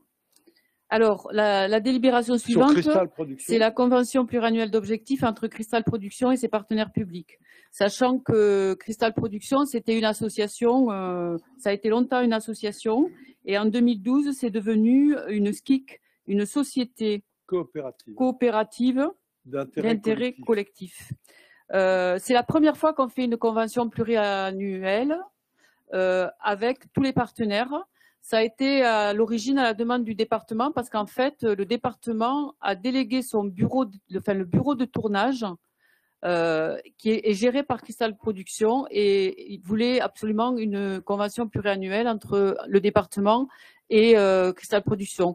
Et on s'est dit que c'était intéressant de se mettre autour de la table et de pouvoir avoir une convention globale avec l'ensemble, c'est-à-dire avec la région Nouvelle-Aquitaine, le département de la Charente-Maritime, la communauté d'agglomération Rochefort-Océan, la communauté d'agglomération de La Rochelle et la ville de La Rochelle. Sachant que cette convention, elle donne des activités structurées autour de 3 pôles. Le bureau de production, qui s'adresse aux artistes du spectacle vivant. En fait, ça permet, pour donner des exemples, à des artistes qui ont un projet, de les aider par exemple dans l'administration, la communication, les contrats, les fiches de paye, etc. Ça, c'est un accompagnement de projets d'artistes en développement. Ensuite, on a ce qui est de l'ordre de l'ingénierie de projet. Là, on est plus sur des projets à conduire sur le territoire. Pour exemple, vous vous rappelez quand il y avait eu un fonds spécifique Covid qu'on avait réussi à mettre en place et qu'on avait décidé que ça pourrait être intéressant pour faire travailler les compagnies et qu'il y ait de l'emploi, qu'on fasse plusieurs propositions dans les quartiers de spectacles, etc. Et bien là, ça a été cette SCIC qui nous a aidés à mener ce projet. Et c'est eux qui ont travaillé en direct avec les artistes. Nous, on n'est pas des producteurs de spectacles, donc c'est cette association qui avait, enfin cette SCIC qui avait mis en œuvre ce projet, pour vous donner un exemple de ce que ça veut dire une ingénierie de projet. Et ensuite, le bureau d'accueil des tournages, là, nous, on ne le finance pas directement, mais ça fait partie de la convention, et c'est surtout le département qui accueille. Et en fait, ça permet le recensement de décors potentiels du territoire, ça répond aux demandes des équipes de production, ça accompagne les tournages, c'est pour la filière cinématographique audiovisuelle. Voilà. Et en fait, dans le cadre de ces actions, pour information, la ville de La Rochelle, et on vient de le voter dans la délibération précédente, subventionne à hauteur de 18 000 € cette SCIC. Et on les accompagne également en mettant à sa disposition des locaux qui sont au Gabu, de place de la Petite Sirène, pour lesquels la SCIC prend en charge les fluides. Donc, en conséquence, il est proposé au conseil municipal, en accord avec la commission compétente, d'autoriser la signature de la convention pluriannuelle d'objectifs qui a été annexée. Pour information, il ne faut pas confondre cette société coopérative avec les studios privés, qui sont une boîte de prod qui est dans les studios de l'Alhambra à Rochefort, voilà, qui était très lié, maintenant moins, puisque le président de cette SCIC n'est plus président de cette SCIC, il est uniquement sur Rochefort, et ce n'est pas la même chose. Là, on est dans le domaine de la production privée, tandis qu'ici, on est plus sur un domaine qui est subventionné par les collectivités, l'État et la région. Voilà. Donc, si vous avez des questions, je suis disposée à vous répondre. Merci, je n'en vois pas, donc je vais mettre au vote. Qui souhaite s'abstenir, qui souhaite voter contre. Cette délibération est donc adoptée. Merci beaucoup. Je vous remercie. Pour cette convention avec Cristal. Cours de tennis, avenue Aristide Briand. Expliquez-nous de quoi il s'agit là. Alors donc, il s'agit du Tennis Club Rochelet, qui est une association qui regroupe 600 adhérents avec une école de tennis de 300 enfants. Et sur le site d'été du TCR, nous avons notamment quatre cours en terre battue. Et ces cours en terre battue posent beaucoup de problèmes aux riverains qui habitent juste derrière et ceux de la rue de Jéricho, parce que la terre battue a la particularité, enfin une certaine terre battue a la particularité de voler. Et donc depuis plusieurs années, les riverains demandent à ce que on change, on transforme ces terrains de terre battue en un matériau qui s'appelle Greenset. Il se trouve également que la gouvernance du TCR a changé, qu'une nouvelle équipe est arrivée et que cette nouvelle équipe a un projet sportif qui diffère de celui de l'ancienne équipe et qui souhaite non plus la terre battue. La terre battue, en fait, c'est plutôt, on va dire, pour une population un peu plus âgée qui joue avec un certain confort. Et ils veulent dynamiser leur club avec notamment l'organisation de tournois et puis un aspect plutôt jeune et plutôt sportif. Donc, ici, il s'agit de transformer 6 cours du Tennis Club Rochelet, de les passer de la terre battue, il y en a 4 en terre battue et 2 en dur, mais qui sont inutilisables parce que beaucoup trop vieux, qui sont tout à refaire. Et il s'agit de passer donc ces cours en Greenset. Alors ça ne sera pas green comme ça ne sera pas vert, mais ça sera bleu. Hein, ça sera un revêtement bleu. C'est un changement de revêtement. Pour cette opération, en fait, on répondrait à une offre de concours du Tennis Club Rochelet qui souhaite s'investir lui-même dans le coût de l'opération. L'opération se monte à 358 000 €. Le TCR offre un montant de 58 000 € et la ville participerait à hauteur de 300 000 €. Ces changements de revêtement auront lieu entre le mois d'avril, plutôt fin avril, et le mois de juillet, parce qu'il faut enlever les revêtements et puis remettre une couche du nouveau revêtement, puis attendre, remettre une résine. Donc ça prend un peu de temps puisqu'il y a un temps de séchage. Voilà, donc les cours, ce sont ceux du milieu là, qui donnent directement sur les fenêtres et les balcons des riverains qui nous ont montré effectivement des photos avec de la poussière rouge partout. Voilà. Et à partir du mois d'août, donc, le club poursuit la transformation de son projet sportif avec notamment l'accueil de tournois et puis création d'une catégorie jeunes tennisman et tenniswoman. Voilà, monsieur le maire. Merci beaucoup. Oui, je vous en prie, Aya. Kofi. Merci, monsieur le maire. Moi, j'avais juste une petite question, puisque je vois que là, il est question de club de tennis. Il y a quelques Rochelais qui n'ont pas les moyens d'intégrer des clubs de tennis. On avait déjà sollicité Madame Léonidas l'année dernière, hein, qui nous a répondu. En ce qui concerne l'équipement de tennis à Villeneuve-les-Salines, maintenant, j'ai cru comprendre que feu et équipement de tennis de Villeneuve-les-Salines, écoutez, ne verra point le jour. Ma question est, cet équipement-là, que deviendra cet équipement-là? Qu'est-ce qu'on est amené à faire sur cet emplacement et est-ce que on prévoit autre chose pour les habitants de Villeneuve, même si j'ai cru entendre qu'il y avait un projet de gymnase dans le beau projet du PRU de Villeneuve qui pourrait servir à cela, mais cet équipement précisément, que deviendra cet équipement? D'abord, je vais répondre à la question des Rochelais qui n'auraient pas les moyens effectivement d'intégrer un club de tennis. Je rappelle que nous avons rénové 6 cours de tennis en accès libre, 3 à côté du stade Bouffény, 2 à la Plaine des Jeux Colette-Besson à Port-Neuf et celui du Bout-Blanc, à ce qu'on appelle la station du Bout-Blanc, le parc du Vigneault. Le tennis est déjà rénové. Donc il y a 6 terrains de tennis sur la ville et ils sont utilisés par des gens qui veulent jouer, qui se donnent rendez-vous. En ce qui concerne le terrain de tennis de Villeneuve, alors moi il y a longtemps que je fréquente cet endroit, je ne l'ai jamais vu en terrain de tennis qui fonctionnait, il y a longtemps qu'il a été désaffecté et sur cet espace sportif, il est prévu je vous en ai parlé la semaine dernière, il est prévu d'autres équipements sportifs. On a effectivement un travail de réhabilitation, de vestiaires sanitaires du club de foot qui sont en mauvais état. Il y a d'autres projets également et le gymnase dont vous parlez fait partie aussi, mais à plus long terme, du travail que nous mènerons dans le cadre du PRU. Ce terrain de tennis, je vous l'ai dit la semaine dernière, je n'ai jamais vu personne du quartier m'ayant interpellé sur la réhabilitation de ce terrain, ce qui n'était pas le cas, par exemple, de Port-Neuf, qui était très, très demandé, ou de Bouffény sur le quartier de Mireuil. Voilà. Merci. Daniel? Puis après. Moi, je voudrais dire que quand des jeunes ont des problèmes de financement pour des licences, le CCAS, en général, s'en occupe s'ils s'adressent au CCAS. Donc, il n'y a pas de problème financier pour les jeunes qui en ont besoin. Merci. Oui, je vous en prie.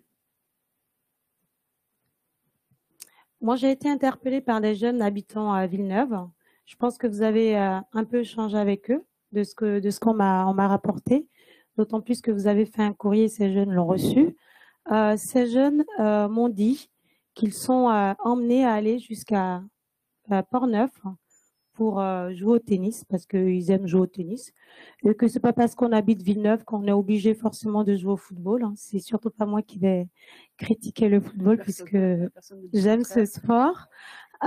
D'autant plus qu'ils sont obligés d'aller à Port-Neuf pour pouvoir jouer au tennis, et malheureusement pour eux, hein, je reprends leurs propos, ils doivent pratiquer ce sport pendant 1 heure, ce qui peut générer parfois des tensions entre jeunes même. Maintenant, vous nous dites aujourd'hui que ce projet-là ne verra plus le jour, mais que cet équipement servirait au foot, peut-être à d'autres sports, hein, ce qui est très très bien. Ces mêmes jeunes m'ont aussi parlé de ce projet de gymnase. C'est preuve que ils sont demandeurs, hein, donc ils savent ce qui se passe à La Rochelle, mais ne disons pas que personne n'est concerné par ce terrain de tennis qui manque à certains jeunes de Villeneuve-les-Salines. Alors, Effectivement, le gymnase pourra accueillir, si on fait un gymnase classique, pourra accueillir un terrain de tennis. En ce qui concerne les terrains en accès libre, c'est un peu la règle partout, hein. On joue 1 heure et puis on donne la place aux autres utilisateurs. Ça se passe dans toutes les communes, c'est comme ça, 1 heure de jeu. Et je rappelle que si ces jeunes veulent jouer vraiment au tennis, là on parle de pratique de loisirs, hein, quand on est sur un terrain en accès libre, il y a donc le TCR, mais il y a également l'ASPTT qui a une offre de tennis. Pardon. Et comme l'a dit Madame Carlier, il y a des aides qui sont apportées pour jouer, pour alimenter le prix de la licence. Voilà. Je répète que moi, je n'ai pas eu de jeunes. Pourtant, je vais au foot, je vais un peu partout, je vais au rugby, je vais au basket. Je n'ai pas eu de jeunes qui m'aient demandé spécifiquement. Les seules personnes qui en ont parlé, c'est plutôt le collectif Bien Vivre à Villeneuve. Et ils ne sont pas spécifiquement très jeunes. Oh. Oui, mais c'est vrai, monsieur. Faites attention à qui vous parlez. Mais non, mais... Très bien. Je vais mettre la délibération aux voix. Qui souhaite s'abstenir? Qui souhaite voter contre? Elle est donc adoptée. On va changer complètement de sujet. Dominique Guégaud, un immeuble au Gabu Passage du Drakkar.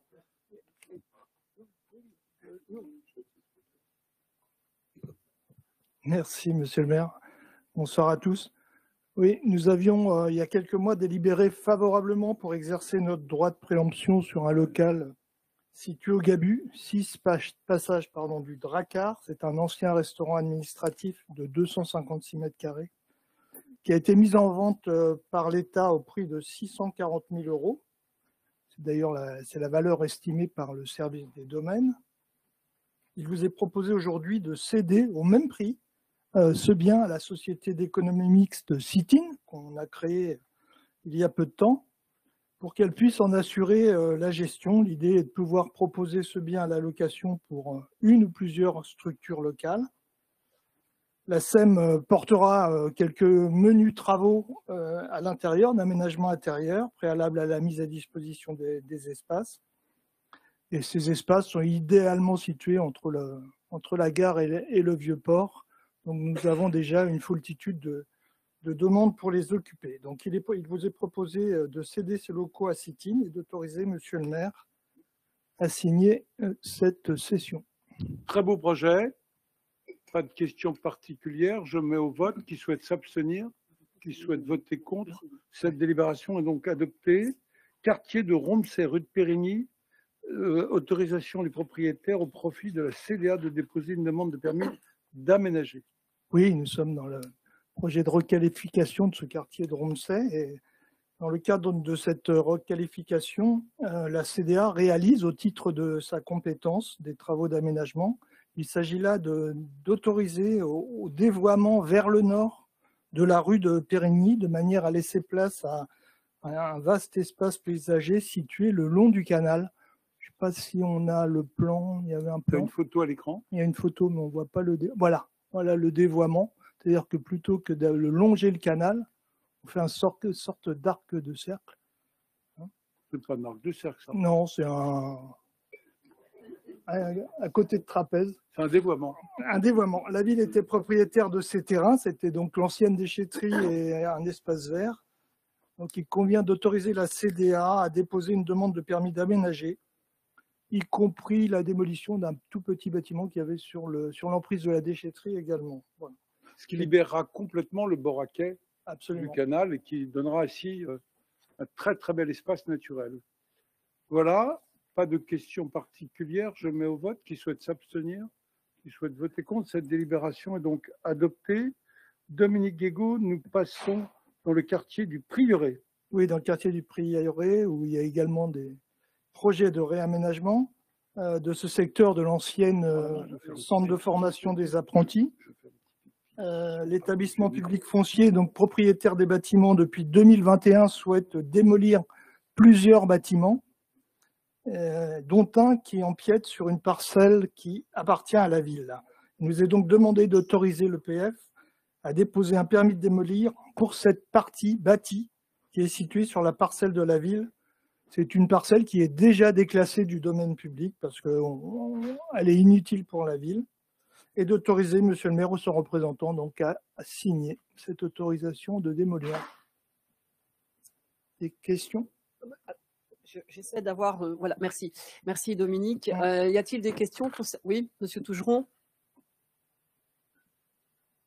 Oui, c'est un vaste projet. Je ne me souviens plus combien il y a de logements qui sont prévus dans le quartier. Là. Je sais que les locataires qui étaient dans les rues adjacentes sont partis, ils ont été relogés. Ouais. Enfin, la programmation n'est pas encore complètement établie. Pour ce secteur, il y aura des logements, il y aura des équipements publics, il y aura vraisemblablement un agrandissement de l'école. La programmation n'est pas terminée. Voilà, d'autres questions? Alors, je le mets au vote. Qui s'abstient? Qui est contre? Donc, la délibération est adoptée. La suivante, la numéro 15, le quartier des Minimes, l'avenue du Lazaret, acquisition amiable de l'eau au sein de la galerie marchande des Minimes auprès de la SCI Les Buissons. Monsieur Guégaud. Merci Catherine. Nous sommes donc avenue du Lazaret, oui, dans le quartier des Minimes. Un contrat d'ammodiation d'une durée de 50 ans a été signé, conclu en 1987 avec une société immobilière qui s'appelle la Société immobilière Les Buissons pour un ensemble de locaux représentant 241 mètres carrés, plusieurs locaux regroupés. Cette SCI a fait exploiter les lieux sous l'enseigne Le Trimaran, qui était un bar jusqu'en 2018. Depuis, ces lieux sont restés sans activité.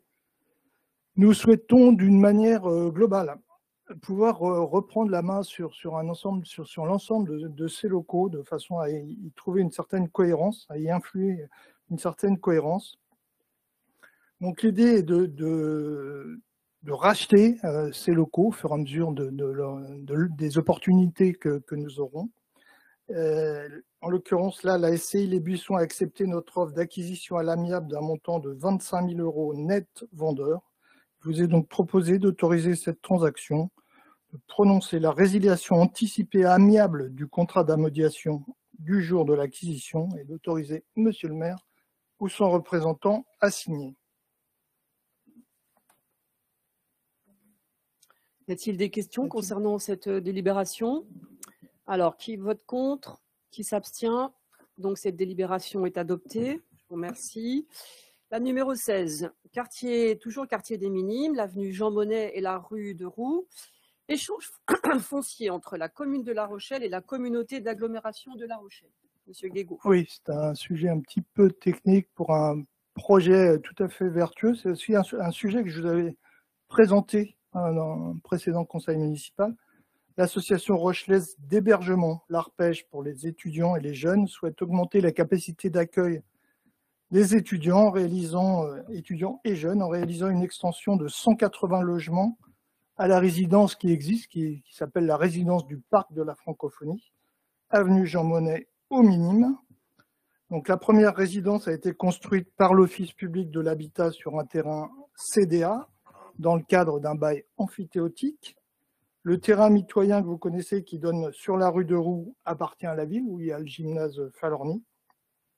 Donc il s'agit de procéder à des échanges de terrain entre la commune et la CDA pour permettre la construction de cette nouvelle résidence et régulariser les usages publics, qui sont la piste cyclable, espace piéton, parking, etc. Donc un géomètre expert a été missionné pour réaliser cet échange de foncier de façon à ce qu'il soit équitable et qu'il soit réalisé sans soult.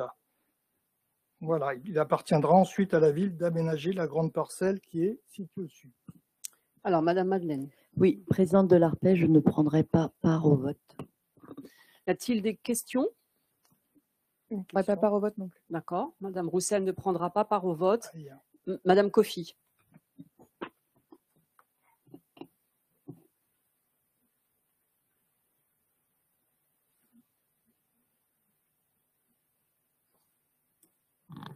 J'avais juste une petite question. Les 400 logements du parc de la Francophonie ont été établis dans le cadre d'un bail amphithéotique. Un bail amphithéotique de combien d'années, Monsieur Guégaud? Ça doit être 99 ans de mémoire, sans doute, ce qui se fait, enfin, ce qui se pratique. Ouais. C'est le principe. Hein. Madame la présidente de l'OFIC nous dit que c'est ça. Bah oui, c'est le principe du bail amphithéotique. Y a-t-il d'autres demandes d'intervention, Monsieur Brochet? Oui, moi je voulais faire une remarque et je trouve que cette démarche-là, on ne peut qu'y être favorable, hein, puisque c'est les locaux déjà existants et les terrains sont situés au milieu en fait des différentes universités qui existent, et puis nous sommes aussi en recherche de locaux pour les étudiants. Donc, bien sûr. Moi je signe. Merci. D'accord. Donc on va passer au vote. Qui est contre? Qui s'abstient? Donc la délibération est adoptée. Merci. La numéro 17, toujours Monsieur Guégaud, Saint-Éloi, la rue Jean-Pierre Blanchard. Cette fois, ce sont des échanges fonciers entre la ville et l'Office public de l'habitat de l'agglomération rochelaise. Oui, même chose, des échanges de fonciers pour des projets futurs. Nous sommes donc dans le quartier Saint-Éloi. L'Office public de l'habitat est propriétaire d'un grand foncier puisqu'il fait 20 489 m², sur lequel sont édifiés des petits collectifs, un ensemble de petits collectifs organisés en raquettes. Et ce petit collectif sont destinés à être progressivement mis en vente avec la constitution d'une copropriété.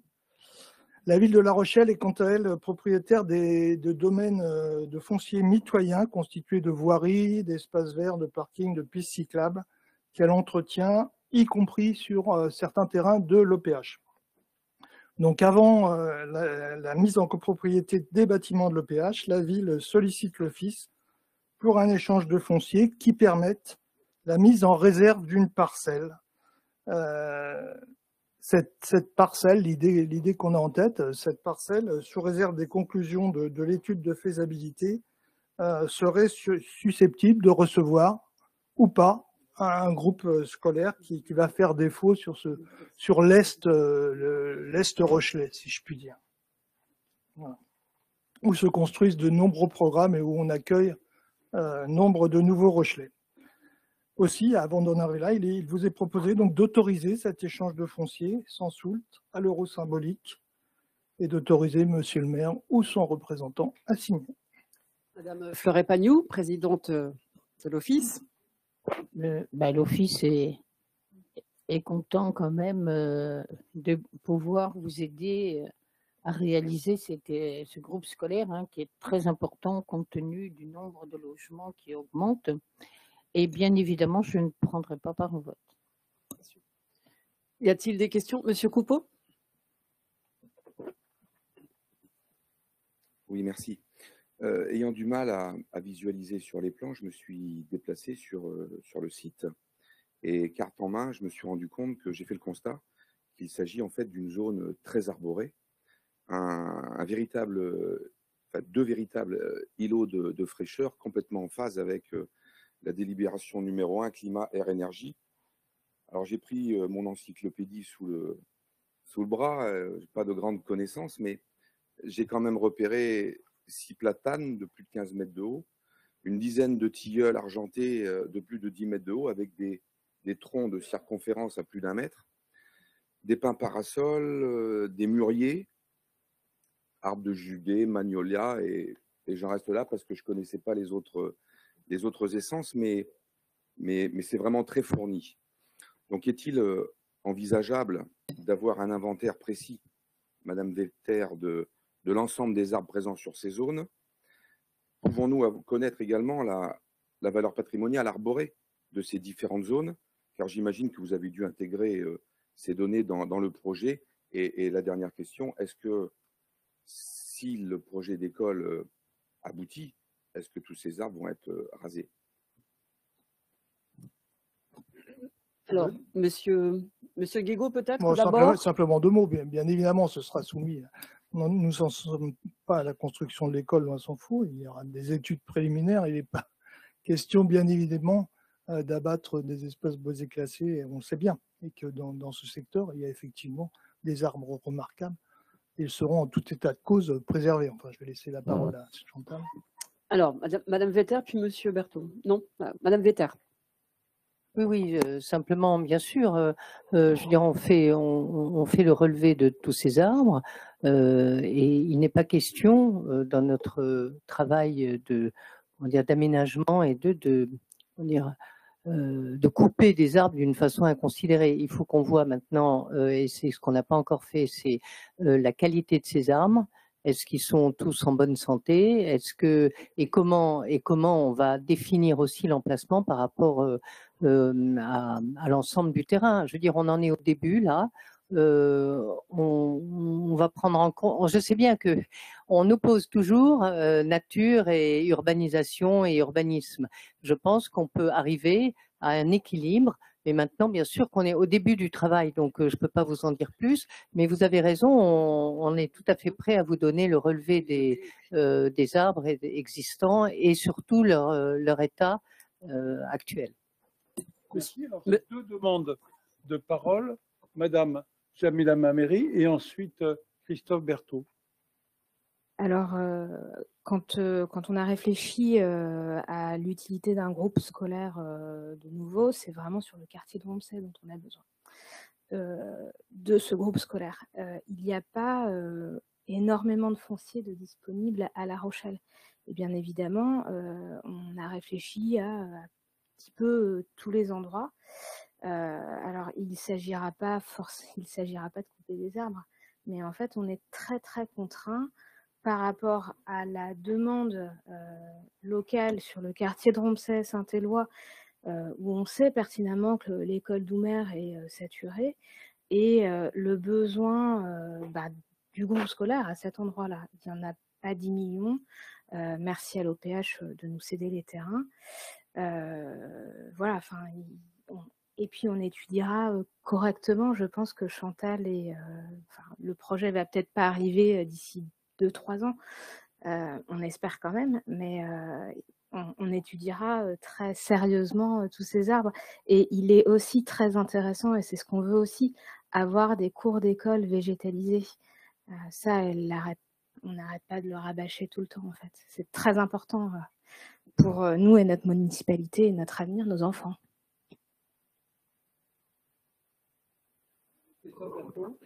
Oui, presque pour conclure avec Dominique, nous sommes transposés sur place la semaine dernière. On avait une réunion de transposer.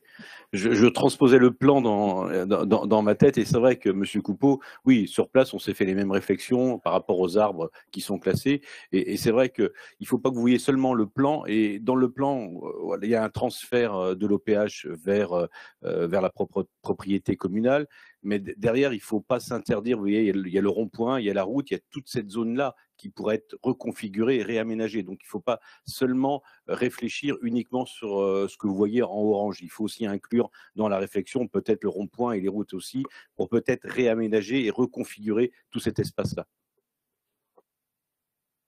Je vais mettre la délibération au vote. Qui souhaite s'abstenir, qui souhaite voter contre, elle est donc adoptée. Nous restons dans l'école. Vous savez que le gros chantier en cours, c'est bien sûr la nouvelle école Lavoisier, qui va être un petit bijou. Ça avance bien, José ou Marielle, vous êtes allé voir récemment là? Les travaux n'ont pas commencé. Non, non, je ne parle pas de celle-là. Je parle de Lavoisier. Ah pardon, excusez-moi. Oui, oui, tout à fait, ça avance bien. D'accord. On est pour le moment dans les temps. Il faut qu'on y retourne, hein. C'est vraiment magnifique. Et maintenant, il faut préparer le sujet suivant comme gros travail d'école. Ben, ce sera Doumer, on en parle depuis longtemps. Mais Paul a besoin d'être fait complètement. Et non, mais il est classé en plus. Donc c'est un chantier complexe à mener. Et donc pour préparer l'avenir, eh bien, Dominique va vous faire une proposition.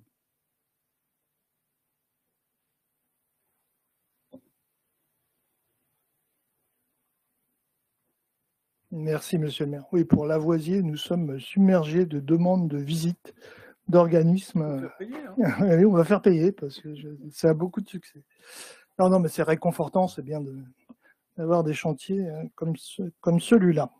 En ce qui concerne le groupe Paul Doumer, oui, c'est aussi un dossier qui est sur le bureau depuis quelques années, parce que c'est un dossier extrêmement compliqué. Hein. Vous savez que c'est une école qui est classée, qui date des années 30, qui a été construite par Monsieur Griset, qui est un architecte renommé. Et donc cette école classée a besoin de travaux de réhabilitation très importants et surtout de confortement de la structure. Voilà. Donc le groupe Paul Doumer va faire l'objet de ces travaux importants de rénovation, mais pas que. Ils sont très attendus de la part des parents, bien entendu, et des équipes enseignantes. Leur importance ne permet pas de les réaliser en présence des enfants. Ça avait été imaginé un temps, mais entre le bruit et les désagréments de la poussière, etc., c'est impossible. Donc il est donc prévu que ce soit l'école Barthélemy Profit, qui est située à Villeneuve-les-Salines, qui accueille les élèves de maternelle et d'élémentaire de Paul Doumer pendant la période des travaux. À noter qu'actuellement, ce sont les enfants de la future école, enfin Cité des sciences et de la nature Lavoisier, puisqu'il faut l'appeler de son futur nom, qui occupent les lieux.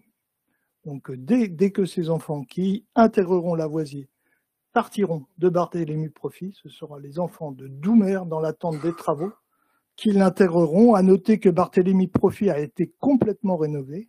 Hein, c'est une école très belle, très agréable, avec une salle de restauration scolaire moderne, refaite.